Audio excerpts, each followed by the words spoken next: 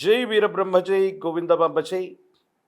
నేను మీ కృష్ణమాచార్య శ్రీ బ్రహ్మపదం. దైనందిన జీవితంలో వివాహం ఆలస్యం అవుతూ ఉంటుంది. అది మగవాళ్ళకి కానీ ఆడవాళ్ళకి కానీ. ప్రత్యేకించి అమ్మాయిల జాతకంలో ఈ మధ్యకాలంలో అందరూ అంటున్నటువంటి మాట కుజదోషం. కుజదోషం ఉంటే వివాహం అవ్వదు, లేదా ఆలస్యం అవుతుంది. కానీ వాస్తవికంగా అన్ని జాతకాల్లో కూడా కుజదోషం అన్నటువంటిది ఉండదు. అంగారకుడు కుజుడు లగ్నం, చతుర్థం, సప్తమం, వ్యయస్థానాల్లో ఉంటే దోషయుక్తం అని చెప్తాయి జ్యోతిష గ్రంథాలు. అంతేకాని ప్రతి కుజదోషం కూడా అంటే కుజుడు దోషయుక్తంలో ఉన్నటువంటి మాత్రం చేత కేవలం వివాహ భావాన్ని ఇబ్బంది కలిగించడు. అది కేవలం ఒక సప్తమ భావం అయితే తప్ప. ఒకవేళ ఎవరి యొక్క జాతకంలోనైనా వీరు జన్మించినటువంటి జన్మలగ్నం నుండి సప్తమ భావాన్ని వివాహ స్థానంగా మనం చెబుతాం. ఆ 7వ భావంలో శని, అంగారకుడు, రాహువు, కేతువు ఇలాంటి గ్రహాలు గనక ఉన్నా వాటి యొక్క చూపు ఆ భావం మీద ఉన్న వివాహ విషయంలో ఆలస్యం అవుతూ ఉంటుంది.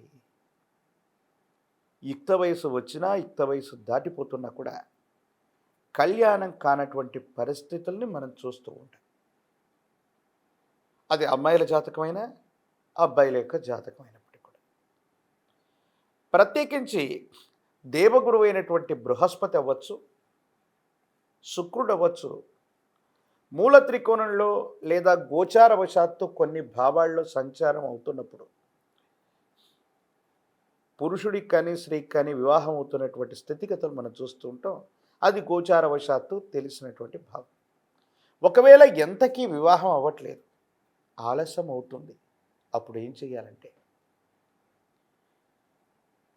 ఎవరి యొక్క జాతకంలోనైనా ఈ దోషయుక్తమైనటువంటి పరిస్థితుల నుండి వివాహం ఆలస్యం అవుతూ ఉన్నటువంటి తరుణంలో అమ్మాయిలు అవ్వచ్చు, అబ్బాయిలు అవ్వచ్చు, సుబ్రహ్మణ్యేశ్వర స్వరూపాన్ని, సర్పదేవతల స్వరూపాన్ని విశేషంగా ఆరాధన చేయండి. వివాహ విషయంలో ఉన్నటువంటి అనిశ్చితి, ఇబ్బంది, ఆలస్యం ఇవన్నీ కూడా తొలగిపోయేటువంటి అవకాశం తప్పకుండా కలుగుతుంది. ప్రత్యేకించి నిత్య కళ్యాణోత్సవాలు జరుగుతున్నటువంటి దేవీ దేవతల యొక్క ఆలయ ప్రాంగణానికి వెళ్ళండి. అది తిరుమలలో ఉన్నటువంటి లక్ష్మీ వెంకటేశ్వర స్వామి వారు అవ్వచ్చు, శ్రీగిరి శ్రీశైలం మీద ఉన్నటువంటి భ్రమరాంబిక సమేత మల్లికార్జున స్వామి వారు అవ్వచ్చు, యాదాద్రిలోని లక్ష్మీ నరసింహ ప్రభుల వారు అవ్వచ్చు. అంటే నిత్య కళ్యాణోత్సవాలు జరుగుతున్నటువంటి దేవీ దేవతల యొక్క విశేషవంతమైనటువంటి కళ్యాణంలో పాల్గొనేటువంటి ప్రయత్నం చేయండి. ప్రత్యేకించి మీ కుటుంబానికి సంబంధించినటువంటి బంధువులు లేదా మిత్రులు మన కుటుంబానికి సంబంధించిన శుభకార్యాల్లో వివాహం కానటువంటి వాళ్ళు ఉత్సాహంగా అందులో పాల్గొంటూ వాళ్ళకి సేవ చేయండి. వాళ్ళకు సంబంధించిన వివాహ కార్యక్రమాల్లో చురుగ్గా ఉండండి. వాళ్ళకు అవసరమైనటువంటి ఆ కార్యక్రమాల్లో వాళ్లకు సహాయం చేయండి, తోడ్పాటును అందించండి. వివాహం సత్వరంగా జరిగేటువంటి అవకాశం ఉంది. ఒకవేళ దోషయుక్తమైనటువంటి పరిస్థితులు ఉన్నాయి, ఏ పూజాది క్రతువు చేస్తే వేగవంతంగా వివాహం అవుతుంది అనేటువంటి ఆలోచనలు కూడా ఉంటాయి. ఈ మధ్యకాలంలో అందరూ కూడా అంగారకుడు దోషయుక్తంగా ఉంటే కుజదోషం ఉంటుంది, కుజదోషం ఉంటుంది, కుజదోషానికి పరిహారం చేసుకోవాలని అంటూ ఉంటారు. కేవలం అంగారకుడు కుజుడు సప్తమ భావంలో ఉంటేనే అత్యంత తీవ్రమైనటువంటి ఇబ్బందిని కలుగజేస్తాడు తప్ప అనుభవంలో నాకు తెలిసినటువంటి అంశం మిగతా భావాల్లో అంత తీక్షణమైనటువంటి ఇబ్బంది ఏమీ కలగట్లేదు. కాబట్టి కుజదోషాన్ని కాస్త మనం పక్కన పెట్టే ప్రయత్నం చేద్దాం. మరి ఎటువంటి పూజాది క్రతువులు మనం చేయాలి? విశేషంగా ఆడపిల్లలైతే కనుక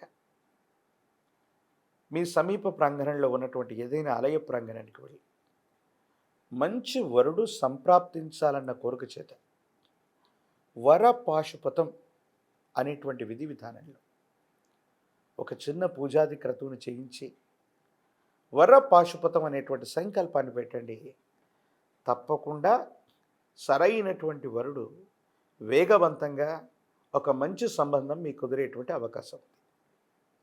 అబ్బాయిలైతే గనక మంచి వధువు లభించాలన్న ఉద్దేశం చేత కన్యా పాశుపతం అనేటువంటి మంత్రంతో రుద్రాన్ని సంపుటీకరణ చేయించి పరమేశ్వరుడికి అభిషేకం చేయించిన లేక సంకల్పం పెట్టిన వేగవంతంగా సరైనటువంటి వధువు లేక కన్యక మీకు లభించేటువంటి అవకాశం ఉంది.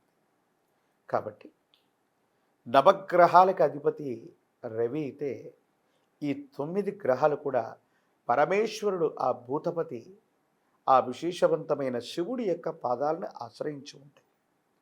కాబట్టి పరమేశ్వరుడి యొక్క అనుగ్రహం కనుక మనకు కలిగినట్టయితే ఎటువంటి దోషయుక్తమైనటువంటి పరిస్థితులైనా వెళ్ళిపోతుంది.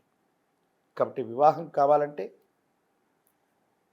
రుద్ర మంత్రాలతో అమ్మాయిలైతే వరపాశుపతాన్ని చేయించండి, అబ్బాయిలైతే కన్యా పాశుపతం అనేటువంటి విధి విధానం చేత ఆ మంత్రాలని సంపుటీకరణ చేయించి అతి ప్రాచీనమైనటువంటి శివాలయంలో కనుక ఒక్కసారి రుద్రాభిషేకం చేయించిన, ఇంకా శక్తి కొలది మీకు అవకాశం ఉంటే రుద్రంతో సంపుటీకరణ చేయబడ్డటువంటి కన్యా పాశుపత మంత్రాన్ని కానీ వర పాశుపత మంత్రాన్ని కానీ సంపుటీకరణ చేయించి హవనం అంటే హోమాన్ని చేయించిన వేగవంతంగా ప్రయోజనాలు వస్తాయి.